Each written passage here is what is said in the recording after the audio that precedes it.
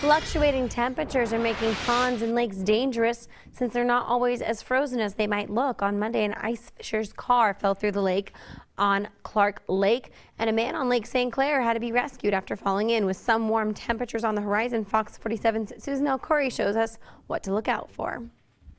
Ice isn't always as solid as it looks. Something an ice fisher on Clark Lake learned the hard way when his car fell through. But that isn't enough to keep Aaron Antcliffe off the same ice. Right now, I know it's good. I've been out on this lake.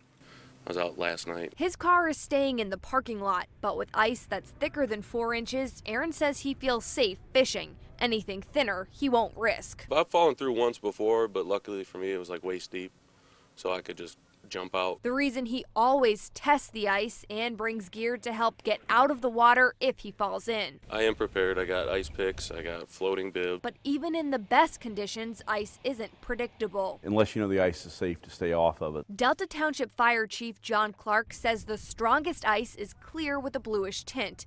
Anytime it's covered in snow or slush, it's not as strong. But you have to remember, where you check the ice in one place, it may not be the same thickness someplace else. Firefighters tell me the risk of falling in is even greater in fluctuating temperatures because when there's thawing during the day, then refreezing at night, the ice that forms is typically weaker. For an ice rescue, there's a lot of other judgment calls that have to be made, and to roll that equipment out and to get the people dressed up to go in takes a lot longer. Time someone who falls into freezing water doesn't have. Ice pops and cracks all the time, and it always startles you, gets your heart going. So with a warm-up forecasted, Aaron is counting this as his last time on the ice, at least until conditions change. Susan El Khoury, Fox 47 News.